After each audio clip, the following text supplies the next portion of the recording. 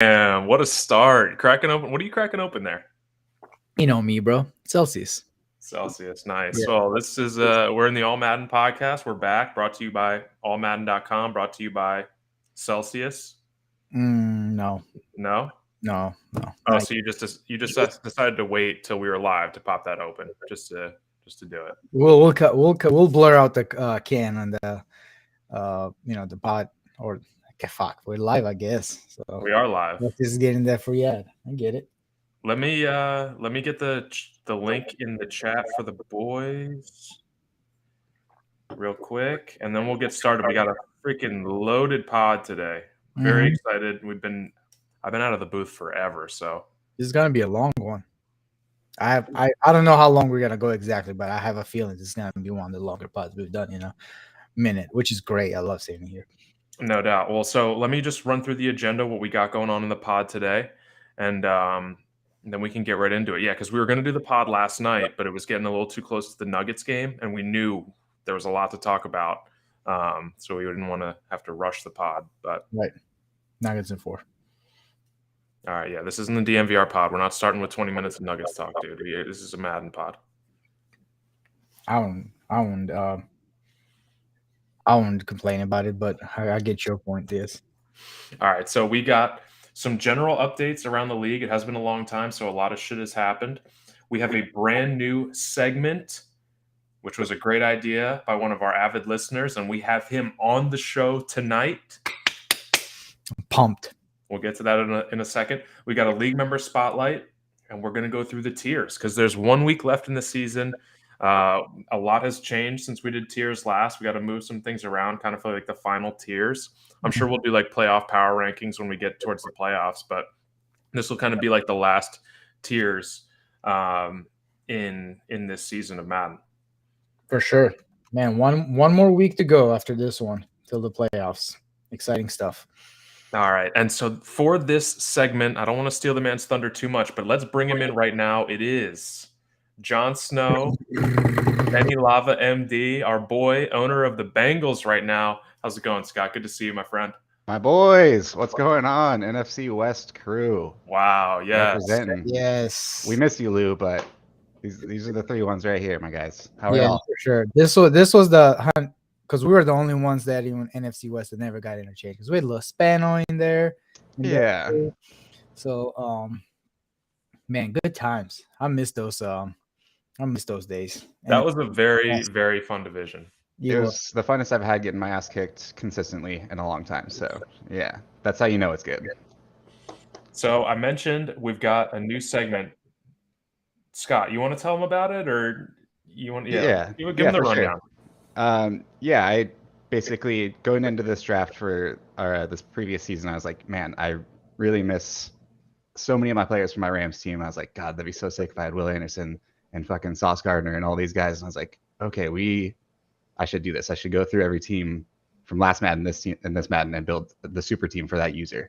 So that's what we've done. I got two teams, or 2 users, I should say, this time. So if you want to be featured on the next one, just hit me up in my DMs. I'll get the first 2 in for that. And then if you're, Einhorn or Scholey, just got to stay with us through next Madden, and I'll do it for you guys then too. But yeah, I'm super pumped about this segment. It was a lot of fun going through these 2 teams. Man. Yeah, combining like some of the favorite players that you had within 2 teams, kind of like putting a super team together in one should be a fun experiment. I'm excited. Hell yeah. I think we should start to, as we collect more of these, we should start to put together like a rankings of all the super teams, because totally. When we play like 2K, we've been playing a lot of 2K lately, and they've got like the all-time teams for all the different teams. So I think that'd be really cool if we can start to rank them. That'd be awesome. Well, luckily enough, I do have the overalls of these 2 teams composited, so we can keep a running tally on that if somebody has Excel skills. We know Levon does. He uses them for the QB rankings. There we go. Yeah, I'm gonna put off some more work on you, bro. Google Docs. Well, it looks like Excel. All right. You mean Google Sheets? Is it Google Sheets? How could I spell it? Yeah, Docs is like Word. Yeah. You don't fucking know, dude. That sounds like you don't know. You're right. My point exactly. I don't know. All right. All right. Before we get to that, we had to tease it a little bit. We got some general updates around the league. Let me just pick off a couple that were kind of top of mind. So, as you guys know, I've got the upset committee. We don't meet every week, but we meet every couple weeks to talk about some games that we think might be a candidate for an upset. One of them that I was going to fucking talk about, but Dallin stole my thunder, was going to be the Commanders over the Dolphins. We've identified the Commanders as an upset twice this year. Earlier when he played the Packers, they've been an underachieving team, and I think Dallin could beat anybody, and he did pull it off against the Dolphins. Huge win. Really shakes up the playoff picture for both conferences. I know. Love to see it. And then the other one that hasn't been played yet is the Texans taking out the Broncos. So these are two guys, 8 trophies combined between these two guys. We haven't seen Alex play to up to his ability this Madden at all, I would say, but he's still somebody that can take anybody out. So the upset committee was circling that one as Texans possibly beating the Broncos. Do either of you guys think that they have a chance tonight? Alex will always have a chance for sure. But you said it. He just hasn't looked right this Madden. Hasn't really looked comfortable, but if anybody can get that upset, I think it could be Alex, especially with his divisions on the line too, right? He's tied with Logan. Either tied. He's 9-6. Logan is 9-7 right now. So okay, so he needs this win to really firm it up. I almost want, obviously, Broncos loss here would help out a lot of us in AFC West, AFC in general, but Texans loss here would put so much more implications on that Week 18 for Texans Titans. I almost want to see that 9-7 teams going at each other at Week 18. That should be a fun one. That'd be awesome. To go back to what you were saying, Will, I do think there's a reason why we have an upset committee on this game, right? It's gonna be upset if Alex pulls this off, but the style that Alex plays with probably has the best chance against the style that Arcade and Broncos play with, kind of like ball control, keep the offense on the sideline, long methodical drives for touchdowns and score points or whatnot. So, it should be a fun one. When is this going down, by the way? Do we have time for this one? I don't know tonight, if there's right? Yeah, no exact time yet, but they did say tonight. So okay, got the Twitch notifications ready for that one because I'll definitely be dialed in for it. Yeah, I'll be tuning in for sure. Man, so many scenarios. Like, what's happening if Broncos do lose this? Because he'll be 13-3. He has a tiebreaker over me, so it doesn't really affect me unless he loses next week's. But then Dolphins are 13-3, and Patriots are going into Patriots locking out number 1 seed. No, I wouldn't. I don't think I would lock it up because there's still a chance. Because I play Christian next week. If Christian, I need to win that game to win the division. Wow, so that's another big Week 18 game. Okay, yeah, huge. I'll either be the 1 seed or the 5 seed, depending on that. Oh, damn! So damn, big. Yeah. But okay, so there's that upset committee. Other things I want to talk about with you guys. Award races. Okay. So I'm pulling up the MVP race right now. And the leader in the clubhouse and a guy that we've been following all season is Jaron motherfucking Hall, dude. Wow. So and I know he's 1 game ahead of Justin Herbert right now, but my take on this is first of all, I did not expect this to continue for the entire season. Like the super high efficiency, low interception numbers all season's been super impressive from Edge. And also, if this were real life, right, and it was real MVP voting, I think there would be some Justin Herbert voter fatigue. This might be already in the bag for Jaron Hall. I mean, I see Josh Allen sitting there. Do you want to make a case for Josh Allen at all? Oh yeah, Josh Allen would have a case for sure. 13-3. I mean, way better of a record, head-to-head win over the Lions too. So there's a case, but you said it, man. The efficiency and the touchdown interception ratio, the best in the league. That is super impressive, and that is probably what's driving this specific voting system or whatever you want to call it. But I do agree about Justin Herbert. He will be we gave him last 2 years probably. I guess not last 2 years, because first year he was Micah, and then Right. and so there would not really be voter fatigue. But yeah, I get your point. I see what you're saying. Back-to-back MVPs don't happen too often in NFL, especially. What do you think, Scott? Yeah, it's super impressive, man. Edge has kind of always been one of those players for me that will have this like quote unquote YouTube offense that he's doing the streak and then the post off of that and just throwing bombs all game, and oftentimes it's got him in trouble. So I don't know if he's broken off from that or if he's just hitting those at a higher clip and avoiding the interceptions. But yeah, it's super impressive. It's not something I expected at all. It's awesome to see. It is. I feel like you have to just to be like 64 touchdowns to 16 interceptions. That's what, 4-1. Like Wow. you can't gimmick your way to stats like that. He's clearly hit on something this year that's made him super efficient. So it's awesome. Awesome to see. It is, yeah. I mean, he's first in touchdowns. He's not. I don't think he's up there in yards, but he's definitely. I mean, he has just a very balanced and very efficient offense in general. Like he was running up, he was getting a big play after big play when I played him a couple of weeks back. It's gonna be interesting how that NFC playoff falls and who's his first opponent going to be. Yeah, and it's not like, I mean, we saw it last year. He is a huge threat. He made the NFC Championship last season, and I don't know if a lot of people know this, but Jason, our back-to-back champion, is going to be away for most of the playoffs, and it's looking like those will probably be sim losses, whoever gets matched up against the Falcons. So the NFC is as wide open as it's ever been. So maybe this is the year that Edge can make a Super Bowl run. That is a great point. And Bears are currently in leading the division, if I'm correct, right? 11-5, just a half a game ahead. Damn. Who's is that the matchup last week between those two? I'm not sure. I don't have the schedule in front of me. I think we'll probably get to a lot of that stuff when we do the tiers and we start moving people around, looking at their recent games and stuff. While I'm still up on the awards right now, if Jaron Hall wasn't the story, this has been the season of the my player, right?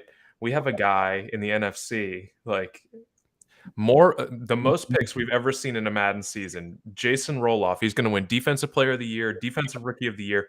21 fucking interceptions for a safety. Like this is crazy. It is. And the team's at 13-3, so he would definitely have good case for it. Unfortunately, he's not on here as a MVP candidate, but they don't like giving MVP candidates to defensive players anyway. They'll just give him a DPOY. But I mean, that's as lock of it. He has that award as locked as he can get. Defensive Player of the Year on that NFC side. Yeah, that's insane. That's insane production from a safety position. Like when somebody, I think it was yesterday, somebody brought it up in the chat, and I like asked him if he was like, "Are you using him, bro, or is just like everybody having to air it out against you?" And like he didn't hit me back, so I think he's ducking and hiding his strategy. But it's just mind blowing to have that many fucking picks. It's insane. Yeah, we've talked about Jason's defense a lot before, so I'm guessing what he does is he mixes it up. He probably plays him closer to the line of scrimmage and that cover 3 concept when he's covering the flats and the curl flats, and just takes that half of the field away. Yeah, I'll be interested. I'll be interested to look at his stats and stuff. Like, what is his speed? What is this? All that stuff. I definitely think, like, I know he's got some sick corners too, right? He's got like Trey White on one side and I think Marlon Humphrey on the other side. So that probably allows him to kind of just roam and be a ball hawk. Yeah. I'm looking at his game log right now on Neon Sports, and he's got a stretch here, week 7, 8, then he had a bye, then 10, 11, where he had 4 picks, 3 picks, 1 pick, and another game with 3 picks. He has 3 games this season with 3 or more. No. He has 4 games this season with 3 or more picks. That's just game wrecking. Yeah, so he's like a type of player to like have when he comes in bunches. Let's see, 6'4", 220, so absolute unit out there. And he's 95 speed, 6'4", 220, 95 speed. That's a cheat code. Dude's huge. Let's see. I mean, yeah, hit power 90. Yeah, he's not a box safety because he doesn't really have good block shed or power moves or tackles only 83. So he's definitely a roaming safety. So I'm guessing he probably just roams deep and just like forces people, like you said, corners so hard to throw against. He'll just probably picking off people on the like empty spaces out there. So, but yeah, 6'4", 220, 95 speed. Sheesh. Is he star dev or No, Superstar. Superstar? Yeah, superstar. Yeah, let's He's see. 83 overall, so that's kind of crazy. He went up 8 overall points from the beginning of the season. Oh, and That's his a lot. ability, defenders, no outsiders. So that's the one when he sheds like outside runs up easily. Maybe he is his user, like a dime backer or something. I guess so. Yeah. Huh.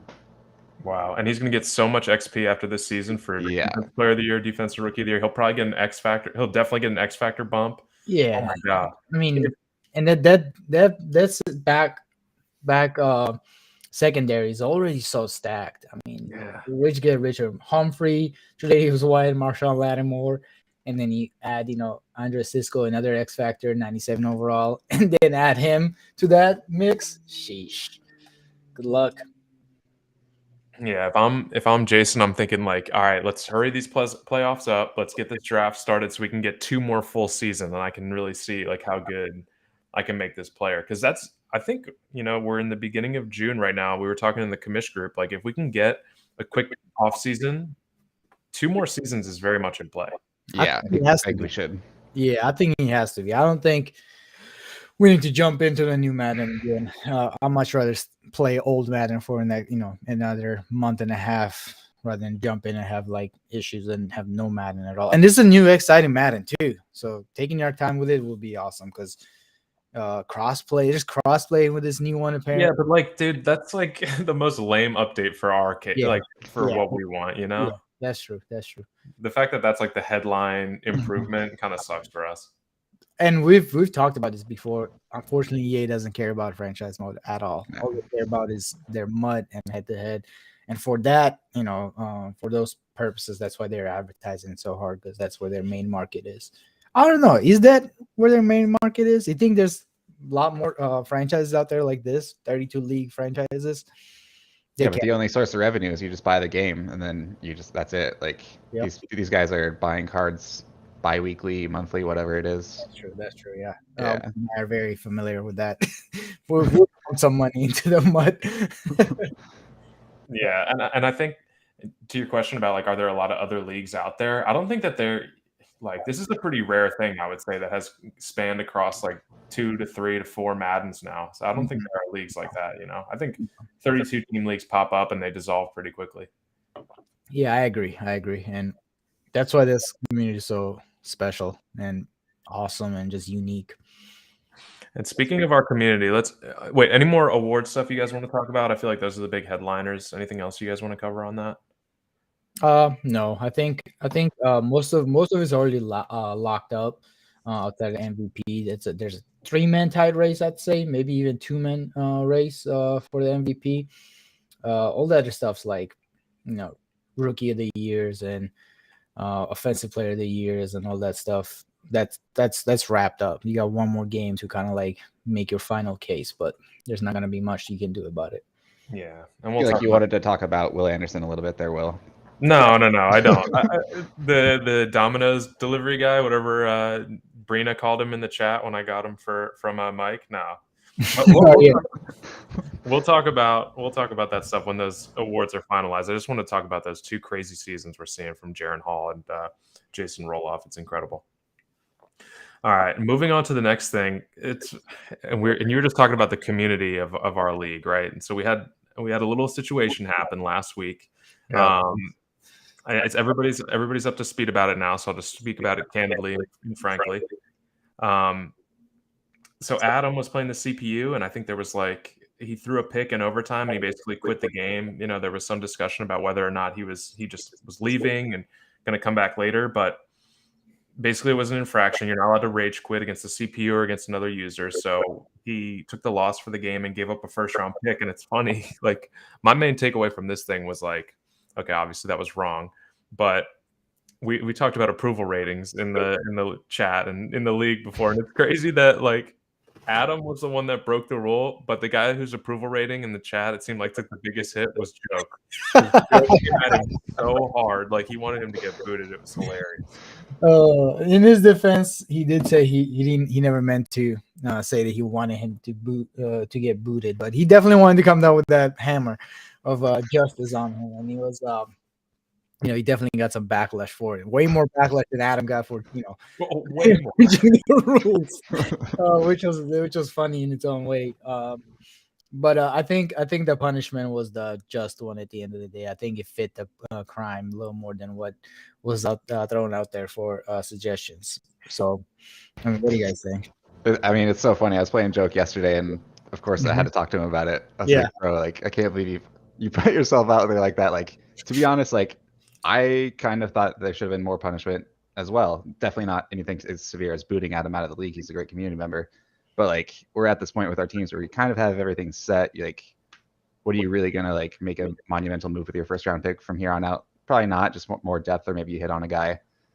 So yeah, like, but to just come out in the fucking chat and speak, this is it? Like, what?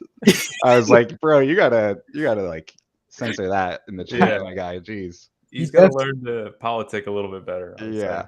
He definitely Maybe it's a language barrier thing, but like, man, it's pretty funny.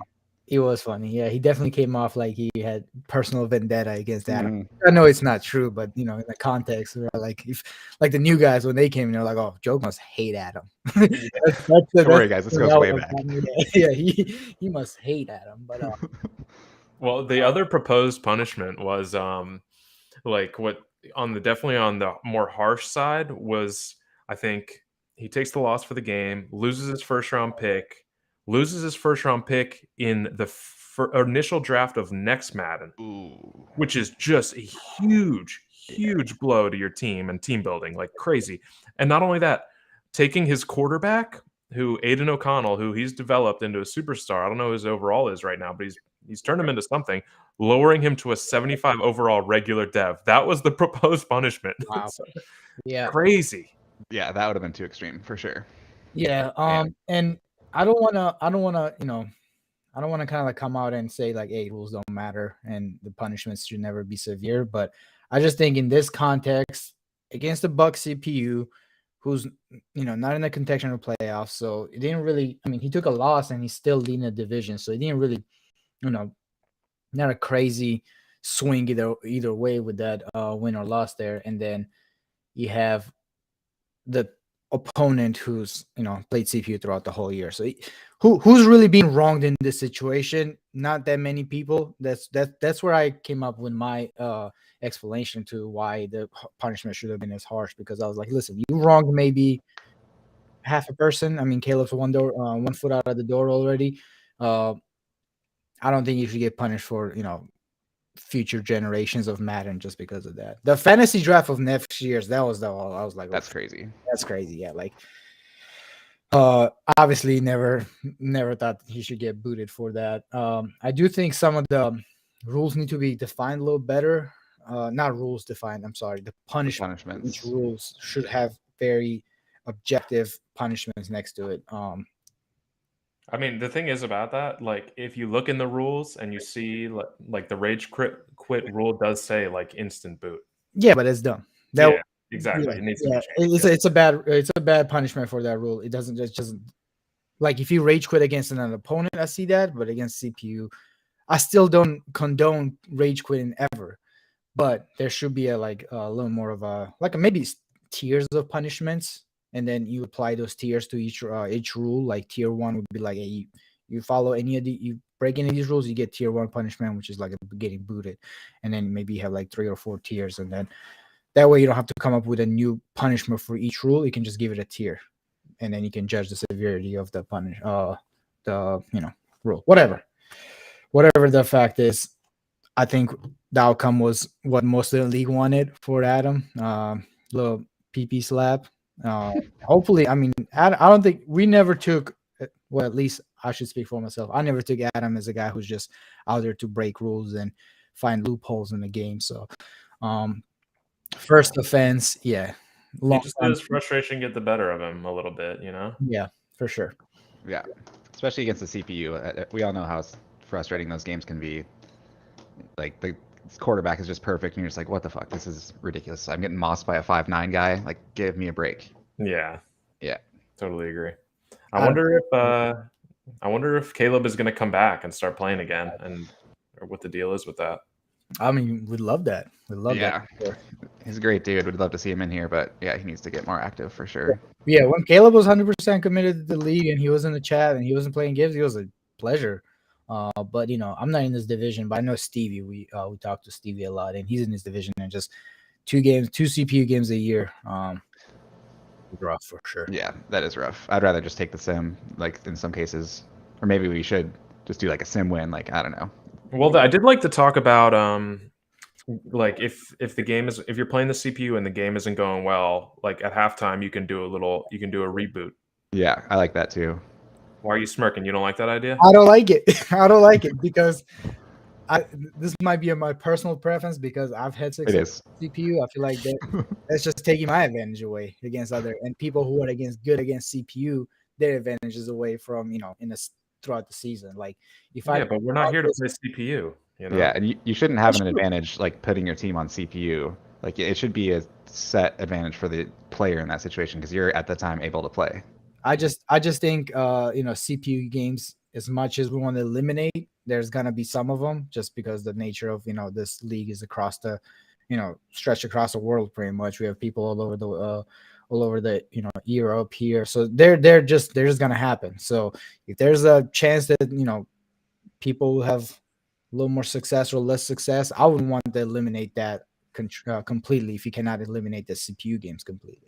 But again, I understand I'm in the minority for that one. Because no. You make a good point. That's actually is a very good argument. And one thing I would also say in the support of keeping the CPU system as it is that's like the one thing you really can practice. Like you can line up against all Madden CPU and get reps against them and try to figure out like how to beat them. So if you're really struggling against the all Madden CPU, there are things you can do about it. Yeah, true. All right, those were the general updates. I think award races. Oh no, we had a poll in the chat yesterday. I thought it was a pretty good would you rather. Like I was sitting on the toilet at work and I was like, let's throw a poll in the chat. So what did you guys choose? Would you want to never need to sleep? You just have unlimited energy at all time. You can sleep, but you never need to sleep. Or you can eat whatever you want and never get fat. And clarifying question from our boy RK was, do you still get heartburn? It's like, yes, you can still get like the impacts of, I don't know. What do you guys think? Should we take out that fact? I don't know. Yeah, no. The whole thing is you can eat whatever you want, no consequences. Okay. Yeah, you can eat whatever you want, no consequences. That's better. Sleep and you can stay awake all the time, but no consequences, like not getting tired, fatigue, or whatsoever. But yeah, I think I don't remember seeing your what you chose there in there, Scott, but I know Will and I were on the same page. No sleep, 100%. Yeah, I remember just briefly glancing at the chat during this whole goings on. I was slammed at work at the time, so I didn't get a chance to engage. But for me, like either option wouldn't really change my life too much. Like I can already pretty much eat whatever I want and like not really have much bad shit happen to me. Like I'll gain like 5 pounds and like lose it in a day if I want to. And like I just love sleeping, so even if I didn't need to sleep, I would still. But that I feel like the way you're explaining, you would lean towards no sleep then, because I would, no matter what, eventually you have to sleep. Eventually, right? Fatigue. So just to have that option that you can be like, you know what, I want to go on a vacation this week, and I'm just gonna backload all my work for Sunday, Saturday, all weeks of work, and just kind of like, just do it in the 2 days, 48 hours without no sleep. Just having the ability would be awesome. Totally, that'd be sick. Yeah. The one thing that gave me a little bit of pause, like if I eat, like I've got a pretty slow metabolism, like I can gain weight pretty quick. So it was a tough decision for me. But another thing was like, I do like fast food. I enjoy eating fast food. And I feel like you could save so much money just eating like cheap food all the time. And that would be another factor. That's true. Yeah, but you could make more money working more hours. Yeah. Not needing to sleep. Like just imagine day trading and shit. Just be when the Wall Street opens up. You just day trading first, wants to punch your numbers in there. Always, never late. Yeah, that'd be cool. All right, sweet, cool. So we all agreed. I think so. No sleep. Damn, we would play so much Madden. I was gonna say video game marathons would happen like way more than any productivity. But I would play probably every video game ever existed. Yeah, I mean you're essentially doubling your lifespan. Like yeah. Oh, and that's a great take about that. Yeah, that's the greatest thing that come of it. You just literally double. So if you lived like 60 years, you can cram in 120 years worth of shit. Have like a normal life. Yeah. Yeah. There we go. That's the beating argument right there. There you go. You'd probably be pretty fucked up psychologically, like, but whatever. Who gives a shit? I'm already there. Yeah, and society is mostly shut down at night too. Like it's not like you'd have shit like you wouldn't be able to go travel and do shit from like 1 a.m. to like 6 a.m. And there's nothing good on TV. But you figure out how to keep yourself busy. Yeah, you do all the shit you don't want to do. Yeah, at night. Yeah. Workout. Imagine going to dude. Yeah, absolutely. Like 3 a.m, 24-hour gyms. Nobody's in there. You have the whole gym for yourself. Oh yeah. I used to do that actually. It was sick. When I was real swole. Yeah. Yeah, for sure. Yeah, my favorite time used to go to the gym was like 5, nobody there. 6 in the morning. Yeah, well, there's nobody there. You just have the whole gym for yourself. Great take by you though. Thank you. Yeah, for sure. All right, let's get into these super teams. Yes. All right. So the 2 users I have for us today, I see one in the chat. The homie, he needs no introduction. It's fucking Mr. Stevie Cleaver, bro. The homie. Love this dude. So if you don't remember last Madden, he was the Texans. Had a pretty good string of success. I think he went to the Super Bowl once. I don't know if he won it. First year to the Super Bowl, lost to Will. Lost to Will. Okay, yeah. My guy, dude. And his teams were actually really fun to mash up. I feel like he had a lot of strengths on his Texans teams that are weaknesses on his current team and vice versa. So let's start out at the quarterback position. Last fucking Madden, he had Derek King. It was like a 78 overall bronze. Like he just had like 93 speed. So he's trying to make this Air Force dual threat offense work. And as somebody who had Derek King in the fucking previous Madden iteration, he's not it, dude. It was rough. It was rough. So obviously he has quarterbacking his super team, Justin Fields, who is a 94 overall X Factor, just a beast. We know we see what he's done this Madden. He's just lighting it on fire week after week. I thought this would be Rodgers, 100%.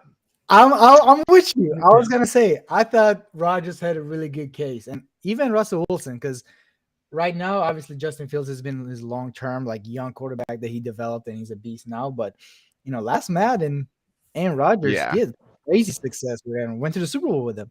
And and I should mention, I did like kind of leave room for development too. So I'm expecting Fields, obviously to be a 99 overall, but at the end of it. Okay. So honorable Aaron Rodgers for sure. For sure, yeah, epic. So at running back, he had on last Madden the 99 overall X Factor Joe Mixon. Ooh. Great overall back, but I gave him Corum. Stevie, you're in the chat. You could tell me if you do otherwise, but I feel like Corum kind of fits your play style a little bit better. More of a scat back, catch it out of the backfields, make some guys miss, and he's a 95 X Factor. He's already right there. One more season, he'll be 99. He for sure would go with Blake Corum. Yeah, I know he loves it. Yeah. Loves him for that. I agree there. Who else? Mixon is like the lamest good running back. I know. He's he's not decent. He's really good at everything, but not like extremely not great at anything. Yeah. Yeah. And when I think about other Stevie's running backs, who do you have? He had Chubb. He started out with Chubb last Madden, and then I think he switched up to Dalvin Cook, and then Joe Mixon. Yeah. Always had a good running back. Nice. Yeah, he kind of tends to do that too, like go through a stable of backs throughout the Madden career. Because I know he got Mixon from me this Madden, like first season. Like I was just like, anybody want Mixon like off the fantasy draft sim or whatever. So he definitely goes through some for sure. Okay. Oh, and I should also mention for offense, I kind of am thinking more 1 running back, 1 tight end, 3 wide receivers, and then I just did the overall like O line. I didn't want to go through like position by position. Yeah, which Madden, right? Yeah. Right. Smart. But then that worked out for my team. Oh shit! I just gave away my team's the other one that I'm gonna do. It kind of worked out that those were like the best positions. But if somebody clearly has like 2 dope tight ends in the future, I'll try to like work that in. Right. Yeah. Okay. So going on to receivers. So what's up, bro? We going to receivers next or tight end? Tight end. I'm gonna do tight ends. Oh, gotcha. Okay. And this was between he had Tommy Tremble on his roster last Madden, who was like 85, I think bronze, maybe star. And right now he has Stevie Cleaver, superstar, 78 overall. So I'm going Stevie Cleaver. I'm sure he would too. Get that dev. So much more valuable than a normal dev tight end for sure. And Stevie Cleaver, just to throw some beast out there, he's a beast. 90 speed, 94 catching, 91 acceleration, 90 catching traffic. Just a weapon out there, and then he's got the flow coming out the helmet too. Yeah, good. He's got the flow, the beard, the bandana, the face paint. Just a classic white tight end. Yeah, he's a dog. Yeah, it's a good build. So on to receivers, which is just insane. So we've had three positions, and they've all been from this Madden. This is kind of where it changes up. Hold on. Before you get into them, let me just I want to think about like who I remember Stevie having as receiver. Obviously, DK is like that was his number one or number 2 pick this year. So yeah, number 1 pick. So that's got to be there. But when I'm thinking back to like Texans receivers, I'm thinking Calvin Ridley, Chase Claypool.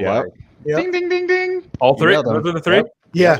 Let's go. That's what I was gonna go with. Cooper Kupp and Mike Evans are great, but I think his 3 receivers that he'd always. I mean, he even traded away Calvin Ridley. And then he missed him so much, he traded Wilson back to me. Needing him back. Calvin Ridley back. But yeah, you hit it right on the head. DK, Calvin, and Chase. Can you imagine that trio in this Madden where height is so important?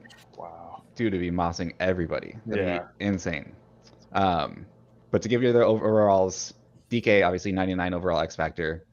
Chase Claypool, 98 overall X Factor. Calvin Ridley, 97 overall X Factor. It's, man, when I was looking at his roster, he even went like 2 more deep. I can't remember what wide receivers that he had, but there was like 2 more 90s. I was like, oh my God, dude. With like Derek King throwing the ball, which sucks. But yeah, so that's a beast trio for sure. Hold on, quick pause. Who are these?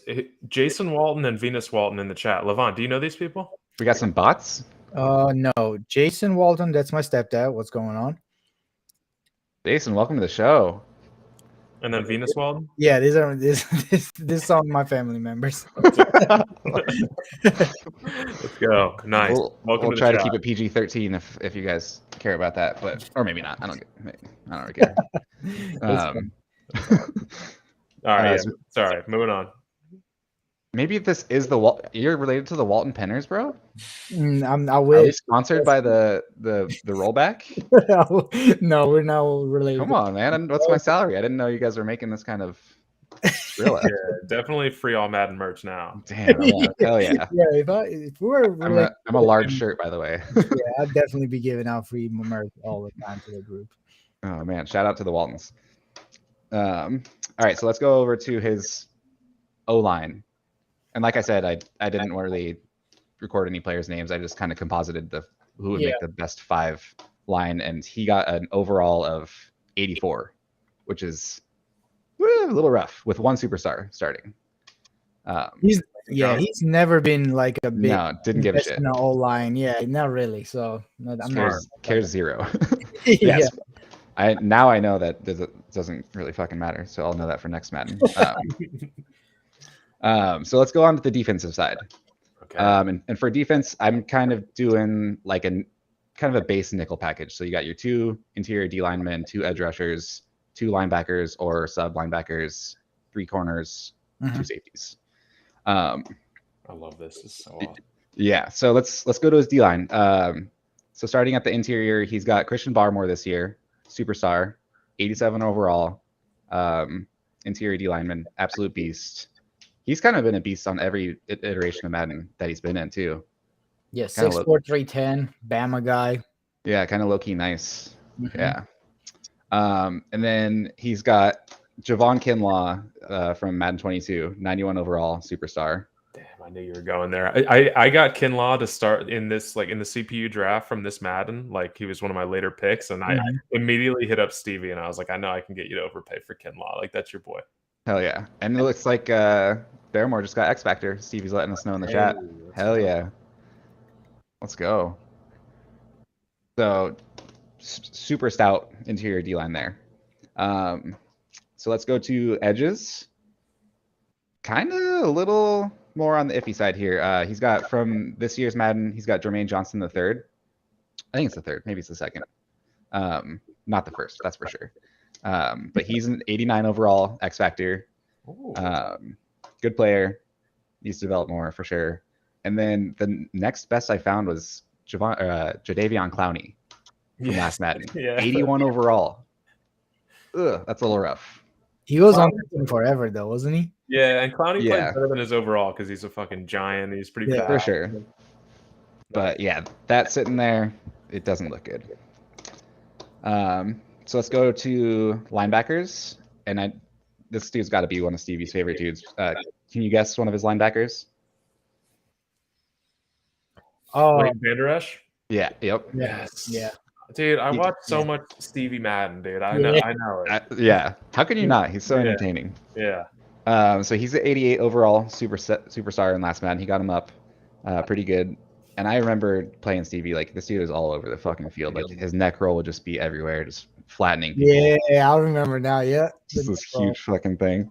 Uh-huh. And this next player, he actually has on both this year and Madden 22. Do you want to hint? Linebacker? I was gonna say sub linebacker. Okay. Yeah. So Jermaine Edmonds. Terrell Edmonds. Terrell Edmonds. I'm sorry. The other Edmonds. Hall of Famer. Yeah. Hall of Famer. So I put Terrell Edmonds from Madden 22 as his other interior linebacker, just because there wasn't really many other viable options that actually played linebacker, and most of us like to play with a safety in the box anyways. Mm-hmm. Hall of Famer. Quick shout out to Terrell Edmonds. He probably has the best headshot out of all the headshots in the game. Last Madden, With the face scan. Yeah, he has the crazy mean mug. No, when you look at him on the rosters, like when you pull up the rosters, he just has the meanest look, just like a mean mug face. I like. Every time I pull it up, I just notice it. But sorry, go. No. Word. Shout out to Mean Muggin on your roster pick. Great take. Let's go to CBs. So he has, of course, the fucking no try zone from this Madden. Mm-hmm. We've all been there. We've all tried, and it's gotten, not well for most of us. So from that, I have Greedy Williams, 86 overall, superstar, and Sean Murphy Bunting, 83 overall, superstar. Yeah. Locking down the outsides, and then a current Patriot as his third CB. Oh yeah, Sneed. So he's got speed there. He's got two superstars, locking it down. Great secondary. And then his safeties. Let's finish it up with his two Madden 23 safeties. You don't even need to change anything there. Brandon Joseph and Terrell Edmonds again. Yeah. The clone of himself. He's on the field twice. What a beast. So good. Brandon Joseph, I think that was Stevie might have had one pick that whole draft, and I think he got him like the 4th round pick, and he's been awesome for Stevie. Mm-hmm. Yeah, 91 overall already, superstar. Pretty impressive. So that's his team. It's fucking dope. Let me count this up real quick to see how many superstars and X Factors. 1, 2, 3, 4, 5, 6, 7, 8, 9, 10. Should be 22, right? 17 out of 22 X Factors. Ooh, so we have 4 or 5. 5. I'm guessing O-line. Yeah, four missing from the O-line. Yep, and then Greedy or Sneed was a normal dev or a star dev. I'm guessing.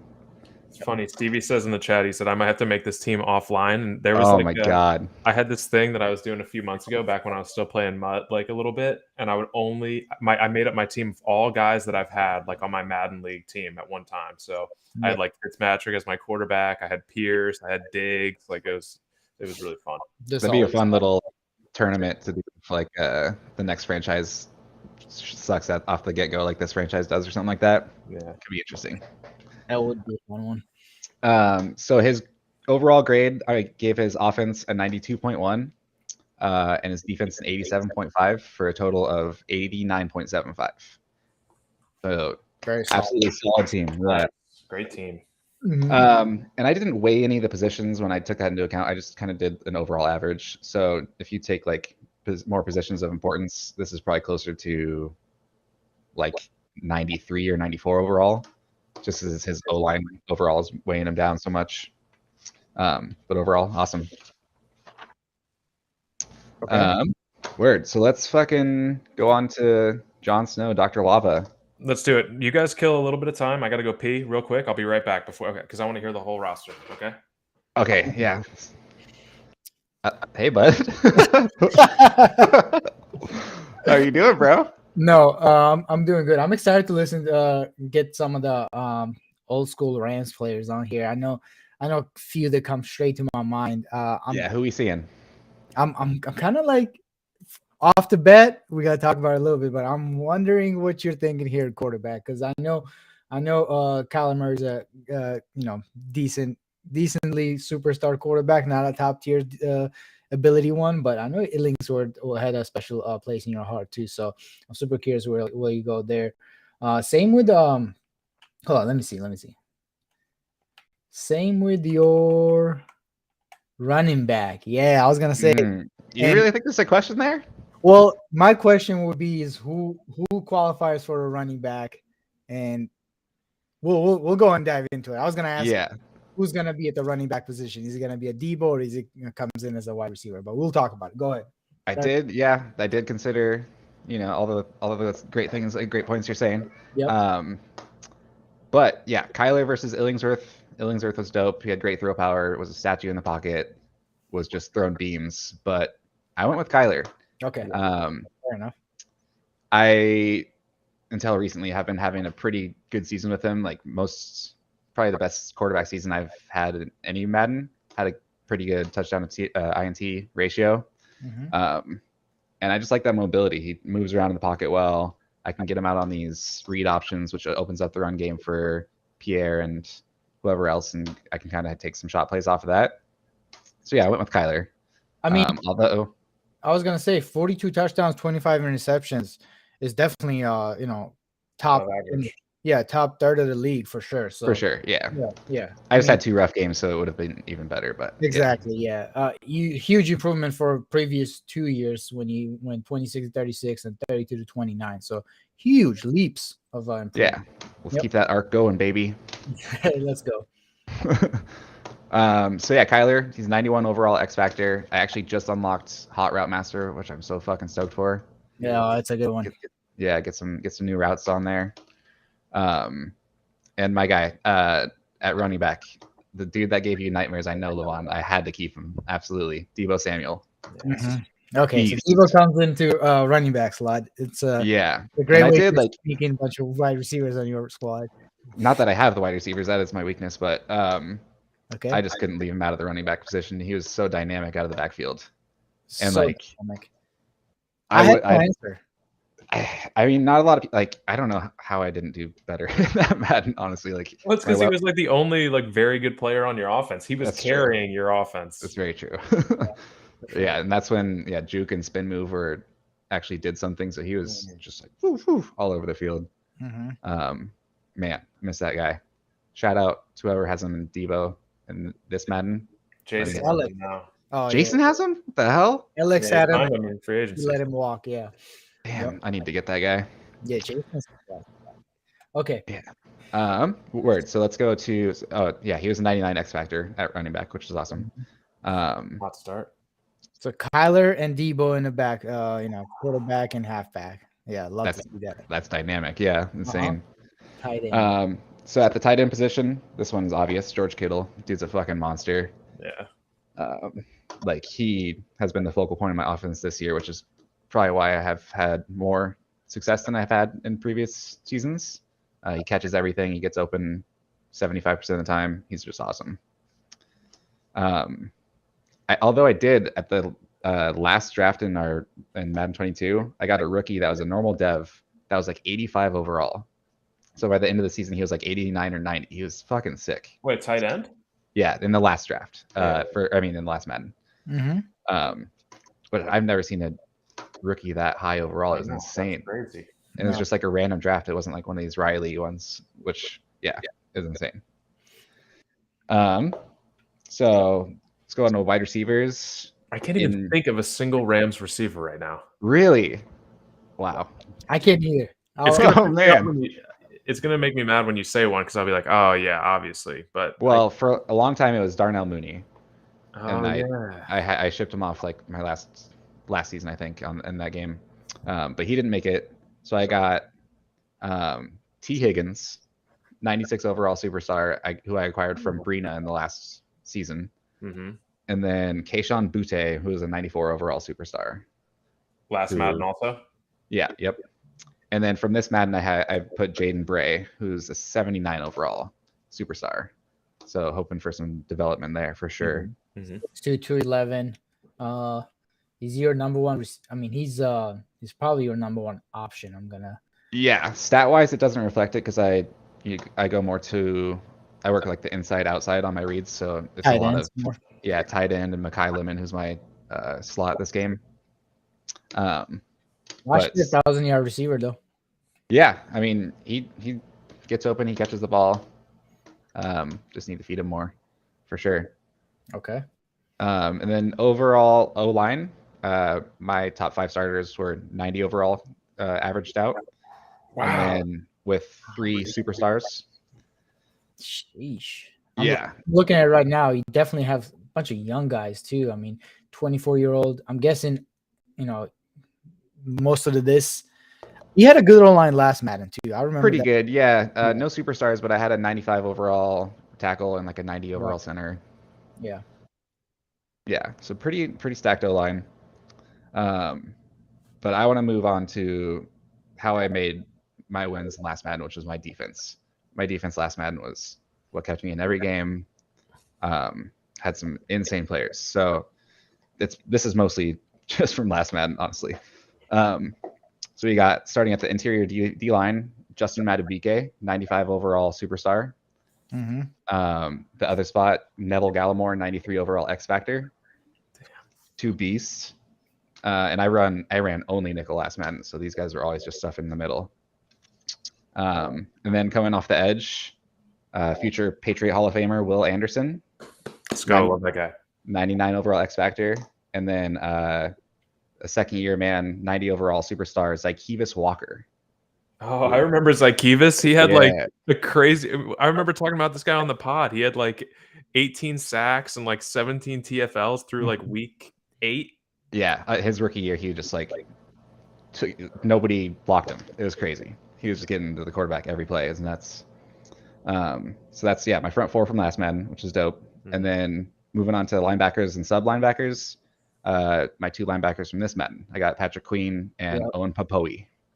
Nice. Both X Factors. Queen is 88, I believe, and Papoe is 85 overall. Mm-hmm. Definitely room for them to dev as well.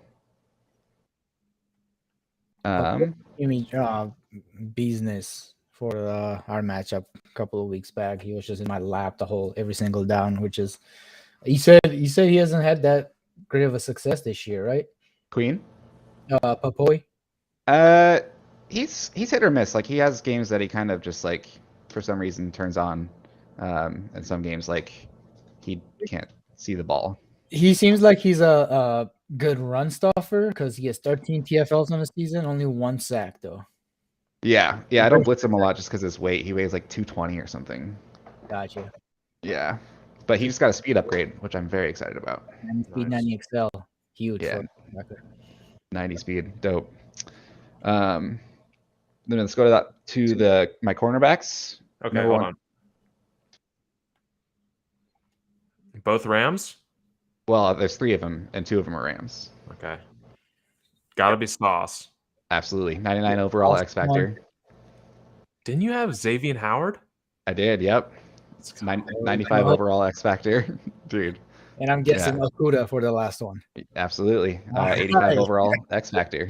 Nailed it. What a young, crazy, like awesome core to have. Sauce. I guess Xavier Rose is not young, but Okuda and Sauce, and then And Sauce, yeah. Xavier Yeah, Rose. you're kind of hitting like every age tier there. You got your super young Yeah. guy in Sauce, like your middle and Okuda. Yeah. Yeah, I guess Okuda's been in the league for what, 4 years now? 3 years, 4 years? Yeah. Going into year 4. That's crazy. Going into year 4. Yeah, that's right. And he got He cut. seems old as fuck though, doesn't he? Like, I feel like he got drafted like 10 years ago. This time is crazy. He just got bad vibes. He just got bad vibes around him right now. You know, just That's true. He got cut before his rookie contract was up. Oh, you don't. traded.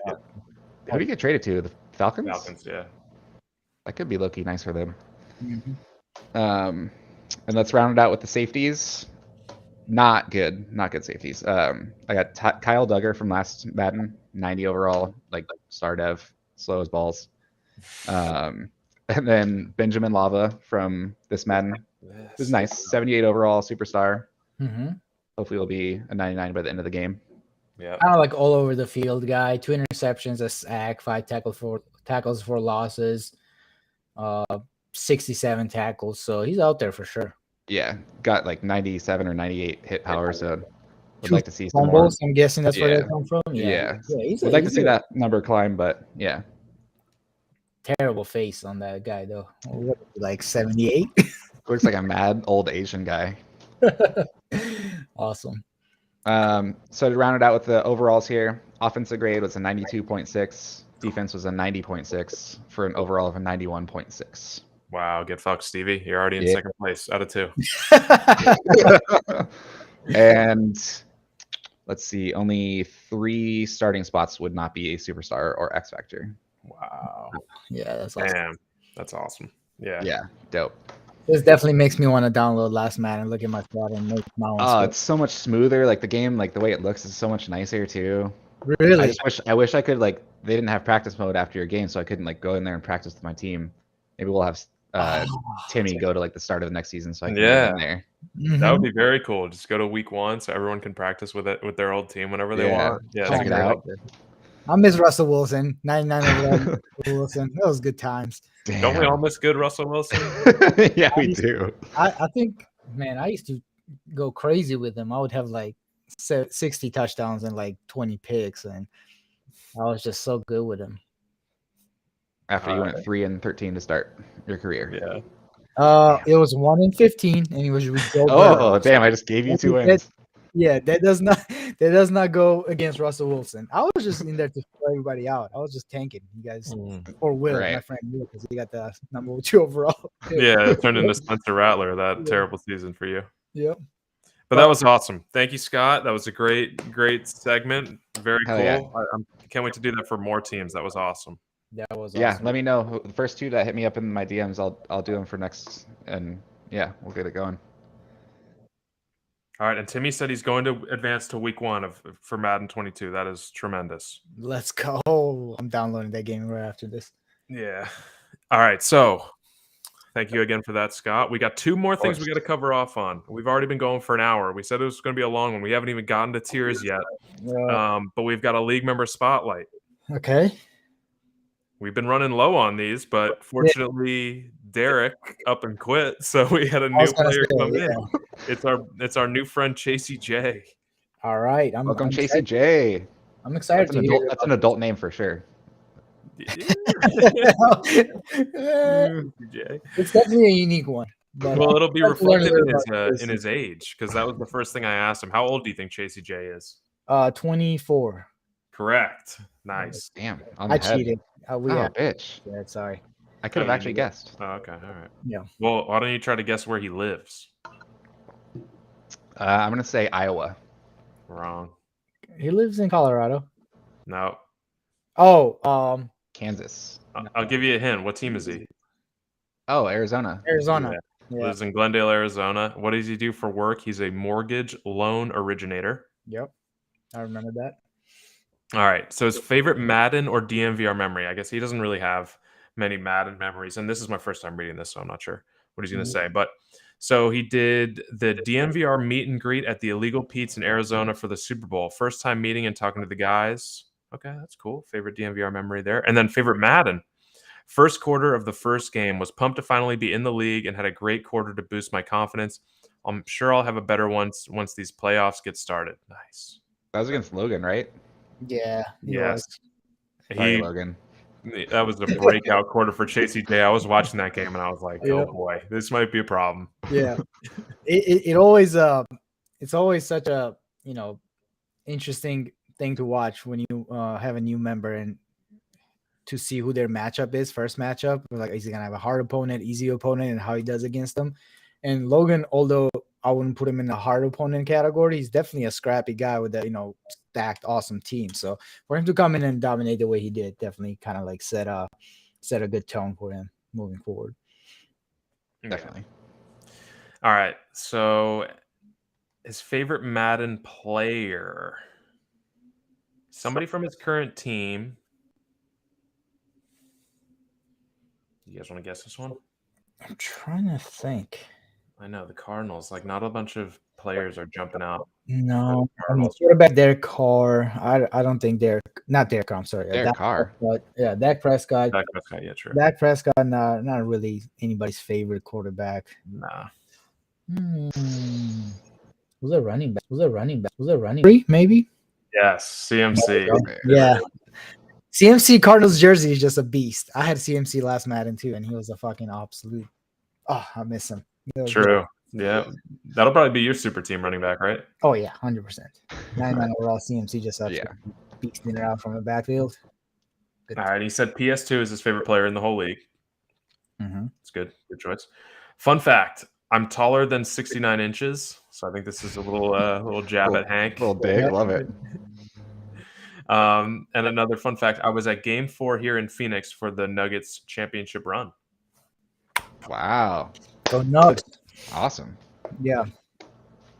Okay, damn it. He went off for anything else. This is how it's done, people. That's good. All right.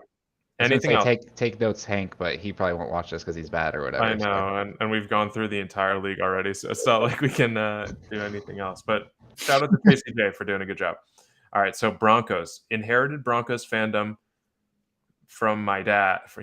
He said from my day, but I think he means from my dad. Favorite all-time Broncos. He's got 3. Okay. He's 20. Can I guess him? He's 24. Yeah, go please. Von Miller's one of them. Champ Bailey, yes. Von Miller is not. Wow, Von Miller's not. Okay, I guess. DJ Williams. No. His favorite Broncos. Are they from his era or are they like? They're like from they're like 2010s Broncos. Tim Tebow. Okay. That'd be wild. Demaryius Thomas. Yes. Okay. I almost said Thompson. That would have been embarrassing. And then one more, another pass rusher. Kind of gets forgotten, but was a beast. Doomerville. Doomerville, yes. Yeah, Von Doom, dude. That fucking duo. Yeah. That was awesome. You're right. He said he's been to every Broncos at Cardinals game since I moved to Arizona. Tickets secured for Broncos at Cardinals preseason week 1 with the fam. DMVR. I found the DMVR podcast while my dad was in the hospital battling cancer in 2020. Damn. Been a daily listener pretty much ever since. Love the personability of the podcast. A trip to the DMVR bar is on the bucket list. Personal. 2 kids. 4 years and 9 months. Recently married. Been with my wife for 6.5 years. Just started going back to school for fintech. 24 having 2 kids. My man wasted no time. Did some work. Respect. Is Fintech is like a biological shark company, I'm guessing. Obviously, what else could it be? Yeah, like animatronic figure or something. Pretty sure. Nice. Yeah, that's awesome. All right, thank you, Chasey J. Great League member spotlight.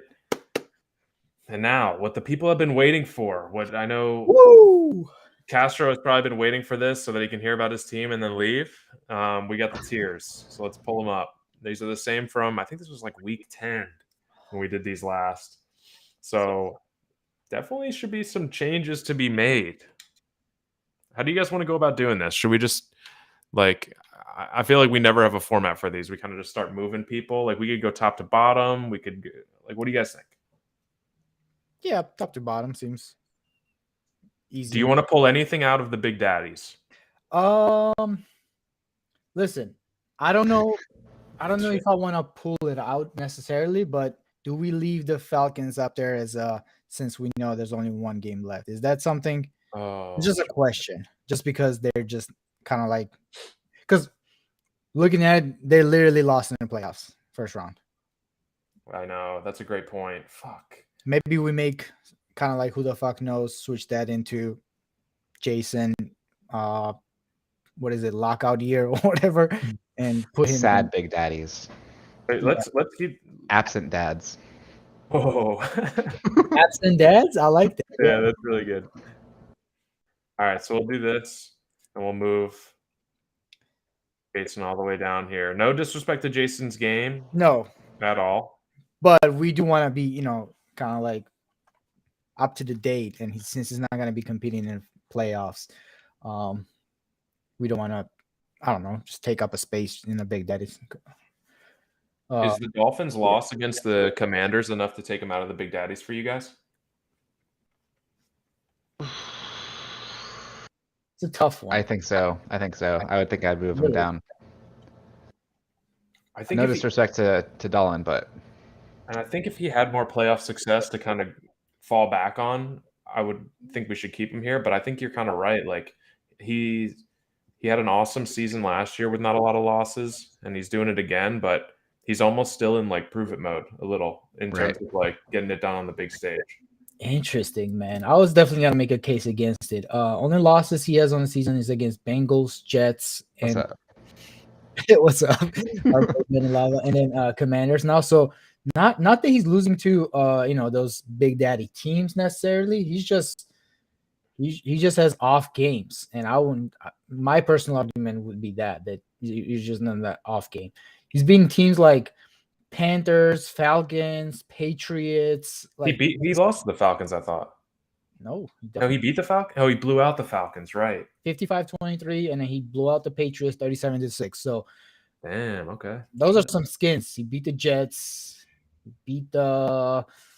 Let's see. I mean, yeah, some really good teams out there. Bills swept the Bills. That would be my argument. Don't say really good teams, then say the Bills. Come on. Good competitors, I should say. Yeah. Not necessarily good teams, but all right. I kind of versus one. You guys, that's fine. No. You make a good point. I think you kind of sold me on it. Honestly, the blowout wins over the Falcons and the Patriots, and I think that Commanders, that was a huge win for the Commanders, but that does almost feel a little bit more fluky than more of an indication of what he is. So, all right, I'm cool with leaving him in the Big Daddies. I support it. Cool. Broncos and Patriots. Anybody? I think those teams stay where they are, right? They gotta, yeah. Yeah, Broncos have a loss to Jaguars since this last thing happened, but kind of the same thing, more of a fluky loss than anything. And then Patriots. I'm not saying move them down by any, but man, they like to make it a little hard on themselves. Choosing out tough roads every time. A lot of comebacks, overtime wins, struggling to put up points a lot of times.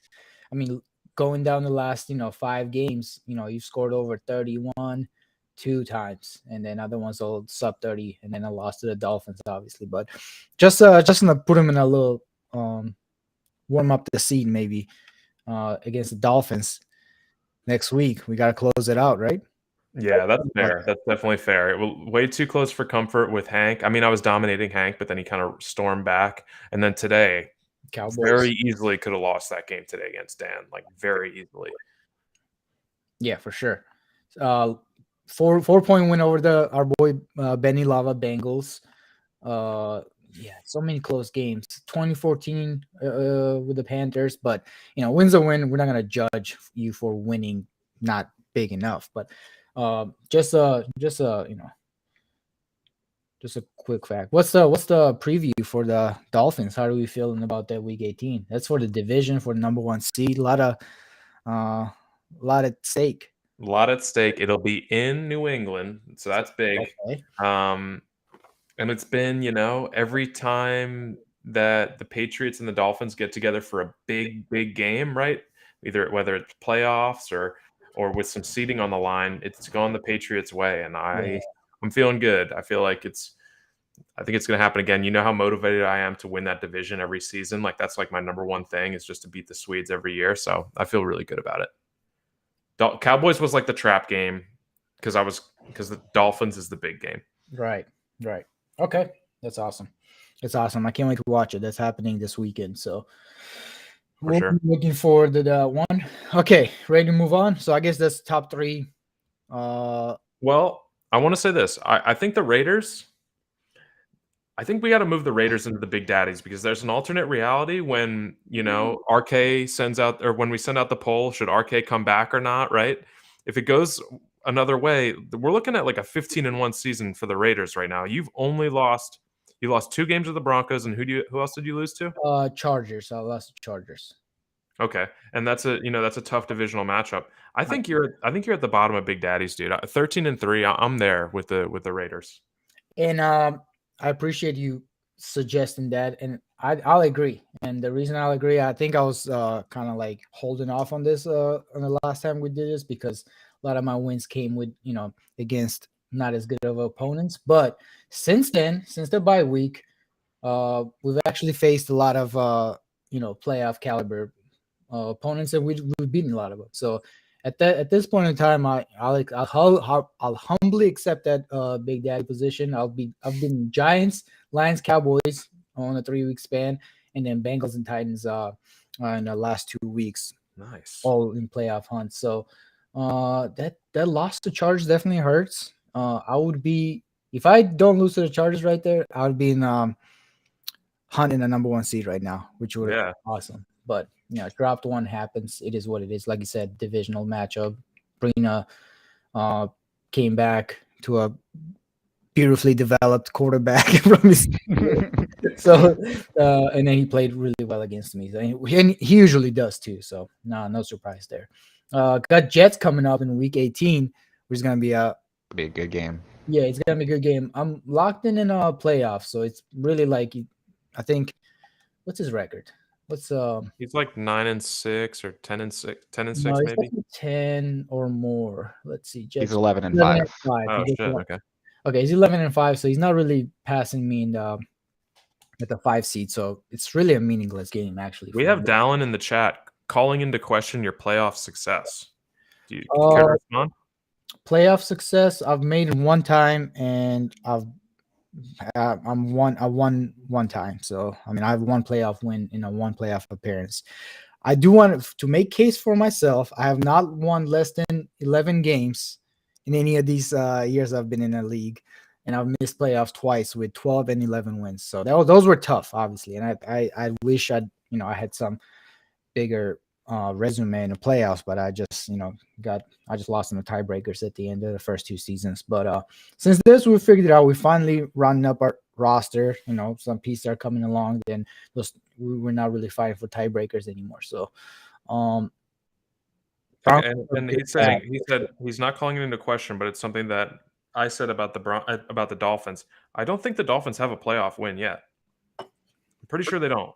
So, and I do. Yeah, and 1 would be more than that. And I do. I feel like with the Dolphins and Raiders, they're both in Big Daddies. We'd be splitting hairs between the two. Like nobody is sleeping on either of those teams as like top contenders. Hell yeah, I'll take it. All right, moving on to the not so Big Daddies. That we're definitely gonna have to fill up the not so Big Daddies because right now we only have the Jets and the Packers. Before we move on, since we've you said we're not moving Jets or Packers and Big Daddies, right? Definitely not Packers because last time we were on this podcast, I was singing their praises and I needed to drink a lot of settle down juice between then and now because they have been not good. They're 9-6 right now. I want to move them down. Let's see. I think the last time we talked about it, they were undefeated. They were 1, 2, 3, 4, 5, 6, 7, at least 7 in a row or 8-0. Since then, they've won only 1 game or 2 games. Oof. Lost a bunch. So yeah, would definitely cool down juice is right. Definitely coming down. Losses to Broncos. Now, none of these teams have been, easy opponents. He's a lot of hard opponents. Broncos, Panthers, Bears, Browns, Lions, Commanders, all these teams are formidable opponents, but you imagine at least you win half of these games if you're, not so big daddy at least. Exactly. Yeah. I agree with you. Let's move them down to the top of Average Joe's for now. Okay. And then we'll see. Yep. And I think, you mentioned this team earlier. They're probably going to win their division. They're 11-5, and they just had a massive win against the Giants. I think this is Adam. I think we got to bring Adam up to the not so big daddies. What do you think?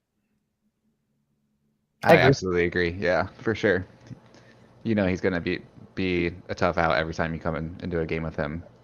And that's 11-5 with a recent CPU loss that he would have won as well. Yeah, that is true. Yeah, he'd be 12-4 right now. And he has playoff success to back it up. Has a Super Bowl run under his belt this Madden. So no reason to doubt him. And then he has Vikings on a schedule left. So you imagine he's finishing with 12 wins anyway. Yeah. Mm-hmm. Okay. The Browns. Browns 9-7 now. This is your division foe, Scott. What Yeah. you say? I want to hear. I mean, I think we can. I was gonna say, Sorry.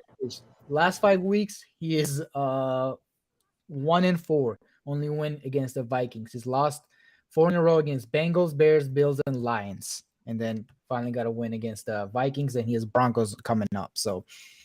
And he had a CPU win against the Jets that who knows if he would have won that. I mean, he beat him last year in the playoffs, but he got the CPU win there. That's yeah. True. I was gonna say I think we could probably if it was possible to split Castro into 2 and have like Happy Castro and Sad Castro, which is sorry Zach, but Sad Castro would be at the bottom and then Happy Castro would be in Not So Big Daddies. He'd be right up there. He was playing some of his best ball before, he unfortunately is going through what he's going through. So right now I don't know where to put him. He still has a chance to win the North. We both do. He needs me to lose, and I just need, if I win, I'm in. He needs to win and me to lose. Or no, actually, he doesn't even, if we both lose, I think he gets in because he has tiebreaker. Oh, so shit. I need the Broncos to beat him, and I need to win. I was going to say, you guys both have very tough opponents. You have the Lions, and you're playing at Lions, and then the Browns have the Broncos, obviously. And I believe they're at Broncos. Oh, no, they're at home versus Broncos. So, man, scenarios. Yeah, it's really a tough one. Bengals. If I have to bet, if I were a betting man, I definitely bet on the Bengals beating Lions over beating Broncos for sure. Yeah, for sure. Yeah, for sure. Yeah. Especially Sad Castro. Yeah, especially Lions don't really have anything to fight for. I'm pretty sure they clinched the playoffs. They're not winning the division because the Bears are too far ahead. I think they're half a game behind, but they have the Vikings on the schedule, so there's not much there. But Broncos, they have number one seed still at stake, so they'll be fighting a lot more than Lions, I imagine.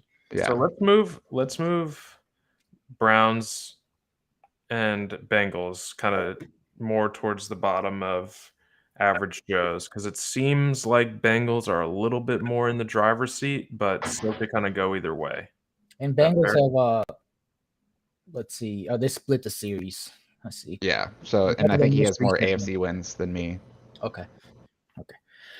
All right. Interesting. Next one is the Lions, man. Talk to us about the Lions. I can talk to you about the Lions. I think Edge is really solid. I worry about him under pressure in late games. Him and Dan, they just make me very nervous in late game situations and close game situations. That's funny you say that because they played each other. they had in a tie. So yeah, that's a perfect. I remember that, but that's awesome. But he's got the talent. I need him to show the poise and the composure to win these tight late games. Right? He had the game against you in the bag. Yeah, he had me against the ropes for sure. And then he missed a field goal. He turned the ball over and missed a field goal, some combination of that, and you were able to win it 36-35. Yes, he was up by a touchdown. He was up 7. Um, and he was about to kick a field goal with, I think, maybe less than a minute, around minute left. Missed the field goal. I don't even think I iced the kick, to be honest. He just missed the field goal. And then, with minute left, I just drove down, got a touchdown, 2-point conversion for the win. So, and then he had another loss against the Hank, 49-52. Same thing. Very close game that he can really pull off of. So you have a really good point there. Only his biggest wins are, in a blowout fashions. All the close games, he lost to Falcons 14-7. Tie with the Cowboys 24-24. Only big losses he has earlier in the season versus Bears and Packers, but man, this close games, you got to figure. I mean, you gotta figure out how to inch your way out of those situations. And that's why I love this other team that I want to talk about next, is because like this guy never blows anybody out. He's got so many reps in close games that he was the situational king of Madden 22. I think the situational crown has been passed. I think RK is the best now at getting points in a short amount of time and getting 3 when it doesn't seem like he's getting 3, or working the clock perfectly. I think he has that title now, but unquestioned, the person that had that was Alex, Texans. And it's because he's always in close games. Like, he's got so many reps in close games. It's impressive. So I want to move him up because he is in the driver's seat with the Titans right now. Mm-hmm. But still, you talked about it. They have that Week 18 matchup. That's probably the game of the season to see who wins that division. For sure. And I'm glad, again, like you set the stage well, because their situational king title is on the line this week. Broncos, Texans. So we'll see who's going to be a better situation. Now, obviously, Broncos roster is so much more, explosive and kind of like advanced than Texans currently, but best situational players overcome those. So we'll see if Texans can mix up the race for the number 1 seed in the AFC with a win over the Broncos. It's at Broncos, so bring your oxygen masks for sure. And then he's on the road against the Titans also. We've talked about that Week 18 matchup between those two so many times. It's going to be exciting. I'll definitely be tuning in for that one. It's go like 4. Jeez. Well, I feel like this Texans Broncos game, it'll be like, we've been watching a lot of NBA recently. It'll be like an Anthony Davis game. You're gonna know how it goes like very early on. Like, either it's gonna be like a slugfest and it's gonna be slowed down, or we're gonna turn on the game and it's like a Jamar Chase bomb, then a pick, then an Anais Smith touchdown. And it's like, oh shit, it's over. It's not happening. Yeah, we're gonna know quickly what's going on with this game. Yep. We're rooting for, a lot of us in AFC are rooting for, probably all 3 of us in AFC rooting for Alexia for sure. Nobody wants to go through Denver and that stupid ass fucking stamina decrease in ability. Trust me. I know. Clearly the best momentum that there is in the game. Basically, it halves your stamina while he has momentum on his side, just from like the home field advantage. It's so hard to overcome. Yeah, it's a great one. I did not know that. Yeah. All right. So you have Texans behind the Packers. Is that justified? Because I wanted to keep these two together. I want to move Packers probably. They've lost a lot of games. Yeah, a lot. So I think that's a fair place to put them for now.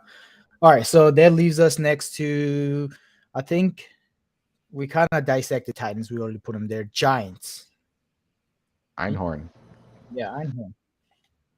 He's 8-8. Dude, watching him and Adam play each other yesterday, I texted Levon. I was like, these two deserve each other. Like, it's so funny.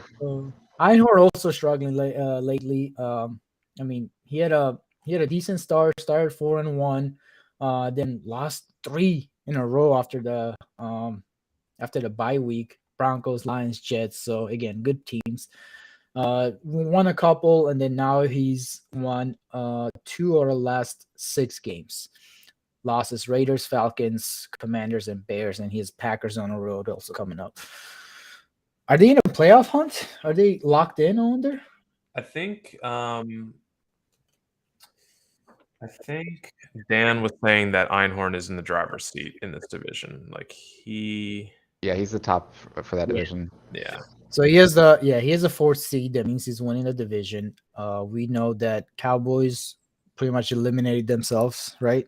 And then now it really comes down to Dan and how he finished the season. Sounds like. No, not Dan. I'm sorry, Dallin is what. Yeah. Dallin and Einhorn, yep. Dallin plays Eagles, so he should take care of business there. So he'll probably win that and then put the pressure on Einhorn, and Einhorn will have to beat the Packers to get in. I think that's Wow. Yeah. Okay. Yeah, basically a playoff game for him this week. Shit. You were saying they're having a mid-off in that division. Yeah, not a single team to 10 wins yet. So Then they won't get there. No. yeah. That's literally how NFC. What is that? East. NFC East was for a while. For a long time, yeah. Yeah, for a long time in real life too. Okay. I don't know about having the Giants, though, in the same category as like the Lions. I think we got to move the Giants down, and they don't have anything clinched yet. So I want to move them down to the top of lovable underdogs. Is that fair? We should put the Commanders right next to them then. Yeah, agreed. And then we have the full NFC East right here, because I think this was like Stevie's all-time low when he was here. He was coming off that loss against Zach. Yeah. And he's 10-6 now. I think we can pretty safely put him. I think we can kind of put him here. I mean, he had a huge, terrible 4-game losing streak. That's when we put him down here, I believe. Since then, he's only lost 1 game, 1-6. So, I definitely put him up average Joe's. Okay. Yeah, for sure. And then he has Buccaneers on the schedule left, so he'll be. What's his record right now? He'll be. He's 10-6, so he should be 11-6. 11-6, easily in the playoffs. Should be good. Is there an argument to be made for him to be not so big daddy? This is for those who've been waiting. Not patiently, Are you guys hearing but this? deliberately. I am. Waiting for a more It's not me. considered approach to an electric vehicle. I don't think that's me. Weird. It's because I got an ad on this fucking tier. Shout out Sephora for sponsoring the pod. Yeah. All right, hold on. Tell me when it's good. It's good. Okay. Yeah. All right. But I was saying, do you think there's an argument to be made for Stevie to be at the bottom of the not so big daddies? Kind of rattling off 5 out of his last 6 wins. What are his good wins from those games, Levon? Do you still have it up? Yeah. 'Cause I know he's coming off 2 CPU wins. Ooh, I didn't know that. Yeah. So since his 4-game losing streak, he went on to beat the Bucks, Seahawks, Texans, lost to the Cardinals, a bad loss to the Cardinals, and then he beat last 3 wins is against Packers, Bills, and 49ers. Texans is a nice win. Packers is a nice Yeah, I don't think enough for not so big daddies. To be honest. I think he goes into the playoffs as definitely not I wouldn't put him in a not so big daddies category, unfortunately. With those wins, actually, yeah, I agree. Loss against Dolphins, Jets, Patriots, and then Rams. I mean, that was a big blow on his resume for sure. Okay. Get into the playoffs healthy. Yeah. We don't need Justin Fields needs to play in the playoffs. That's what Stevie should be worried about. Yep. All right, so we're moving on to the Cowboys. Cowboys just got eliminated from playoffs. Man, only 1 win in the last 5 games. Tough. Talk about tough schedule to finish the season. Raiders, Cardinals, and then 1 against the Eagles, but then Patriots and then Chiefs. So last 5 only beating the Eagles. Before that, he was on a nice 4-game winning streak. Again, not really impressive. CPU win over the Chargers. I think that was a CPU. And then Commanders, Vikings, Eagles. All right, what are we feeling? I think the Cowboys are kind of right where they need to be. They're probably the best team that's not going to make the playoffs, either them or the Commanders, right? Like, I mean, probably Cowboys. Like, Cowboys had an incredibly hard schedule. He said it right when the schedule dropped. He was like, shit, if I can make the playoffs, it'll be a miracle. There's definitely a couple that got away from him that he should have won. Like, he shouldn't have had that tie. He probably he could have beaten, I think it was Stevie, like possibly could have won that game. Like he missed a field goal or something. Like he'll be kicking himself at the end of the season, but he knew he was up against it. I think he's in a good spot here. For sure. Agreed. All right, moving on to next to Colts. Colts have an impressive win against our newcomer Cardinals recently, 34-27. Before that, his last one was against the Chiefs, but I don't think he moves up. Definitely in this category, he's still looking to find his first playoff berth in this Madden. We can move on to Steelers. Kind of the same story, right? Had a Cinderella season, and since then has been doing a lot of losing. Nice win against the Lions, though, which is kind of impressive. But then he lost to Patriots and Packers, and he's on a CPU against the Jags, I believe, right? Oh, he already lost to the Packers? Yeah. Yeah. Okay.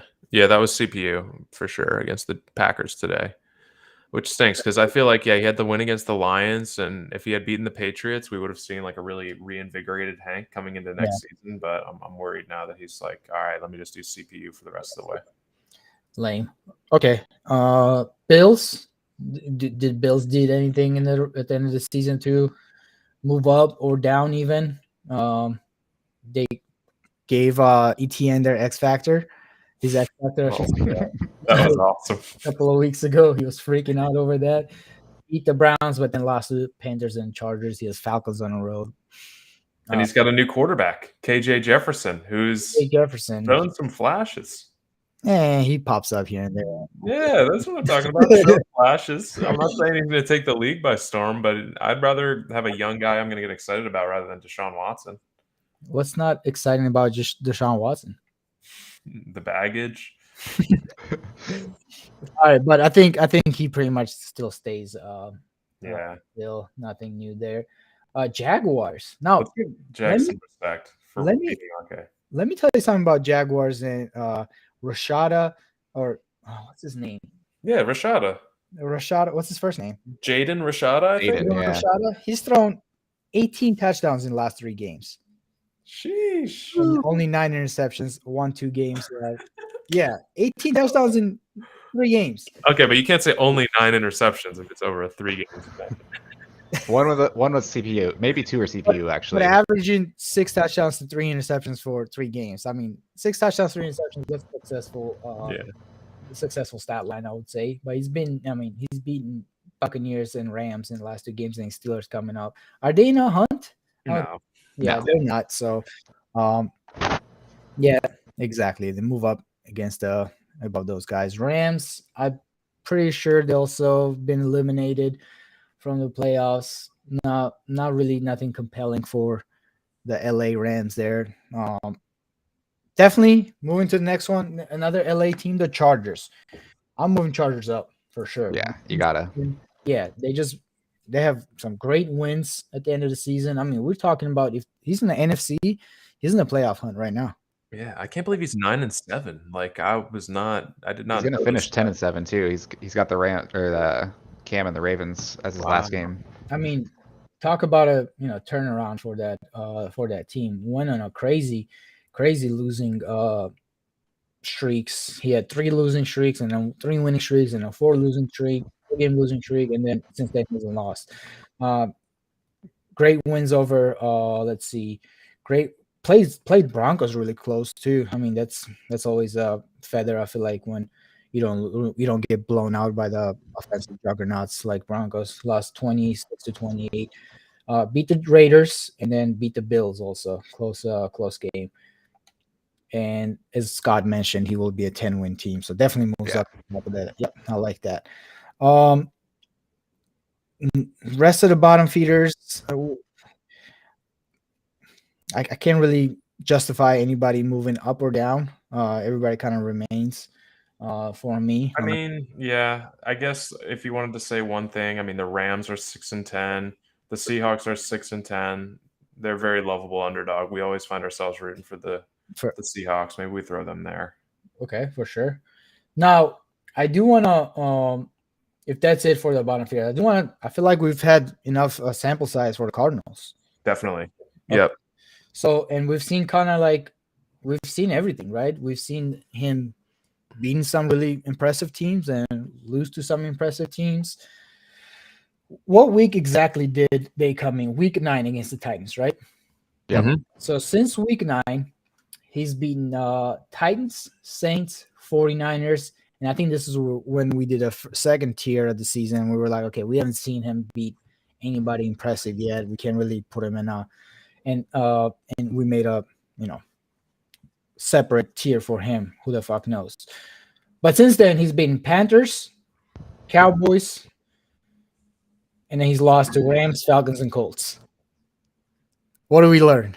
Was that Rams? That Rams game had to be CPU, right? No, it wasn't. No, Zach got that Really? win. Yeah. Wow. Okay. Huh. That's true. He did. Yeah. And Zach handed out some L's lately, huh? Just I know. unexpected L's. Love to see it.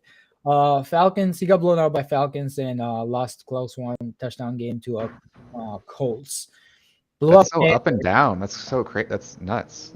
It is up and down. I've seen one thing though. I've noticed one thing. He's really good at kind of like staying in the pocket, dicing you down, making really good reads. Maybe my defense for him would be like, it's not really his roster. Maybe this roster is not built to his strengths, and he's not really used to playing with this kind of roster. Even the roster's fine. Like, he has talent all over the field, but everybody knows that you like to you have certain plays, you have certain players that you get attached to, and you like to throw out there. So maybe that's the excuse for inconsistency, his wins and losses. But I don't know. What do you make of it, man? He's lost 3 of the last 4 though, and then he has Seahawks coming up. It is really hard to say. It's tough to get a read on it because Panthers and Cowboys are really solid wins, but getting blown out by the Falcons, losing to the Rams and Colts, they really throw you off the scent. Mm-hmm. And I did just see a message pop up that Alex possibly be playing in the next 7 minutes against the Broncos. We're getting to the bottom of this, so this is going to time up really nicely. Yep. Really pumped for that game. But I think, what do you think? Average Joes? I'm not ready to go not so big daddies for him, to be honest. No. Yeah, definitely not there. Yeah. I would put him maybe right in the middle of average Joes, just like with that variability with the teams that he was beating and losing to. Like beating Dan is really impressive, beating Stevie is really impressive, and then dropping a game to the Rams. No offense, Zach, but that's one you got to win. Mm-hmm. And like playing Beef's defense is really solid. It's kind of weird if you have never played it before, so I can understand that loss more so for sure. That's a great point. Yeah. Yeah. So I think like kind of right in the middle. Yeah. And who hasn't gotten blown out by Jason? Like that's totally. I put that one on him too much. Mm-hmm. And he's already clinched playoffs too, so I think that's when we can really start to learn a little bit more about JCJ when we see him in the playoffs. For sure. And as of right now, I believe he's matching up against he's winning the division, right? So he's a 3 seed, I'm guessing. Yeah, I think so. So he should be matching up against Lions or maybe Panthers. Yeah, he'll get Lions or Panthers. Yeah, exactly. He's a 2 seed. Wow. No. He's not going to be the 2 seed. Oh yeah. The Bears will take the Bears will move up. So Yeah. he'll be either Panthers or Lions, depending how this last games shake up. Very interesting. Very interesting. And I think that wraps it up. The tiers. Yeah. You know what was interesting? This fucking podcast. This was a great podcast. Thanks for joining us, Scott. Absolutely, that was fun. Long time listener, first time caller. Yeah, and dude, and you were a Super Bowl commentator, so it's not like you don't have media chops. So we know you. Yeah, I'm weaseling my way in there. Can't give you guys all the glory. Yeah, true. All right, guys. Well, it was a fun pod. Great talking to you guys, Scott, Will. Just to cover real fast, we covered some award races, talked about some of the drama in the league. We talked about super teams new segment introduced by Scott. Thank you, Scott. That's awesome. LMS, and then we just finished up some tiers. Good luck, everybody. Playoffs are coming in. Wins need to turn to losses. Losses turn to wins for some people. And let's get these weeks moving. Yes, playoffs, baby. We might be able to get 2 more seasons if we hustle, boys. Let's go. This week was awesome. I just want to do a quick shout out to everybody. Such a fast advances, back to back, like 2. Yeah. There was 2 days straight where there was game going on almost every hour of the day. That was awesome. This dude's building a scaffolding right outside my window right now. It's pretty cool. New York, baby. What are you guys doing? All right, boys. All right, guys. See you guys later.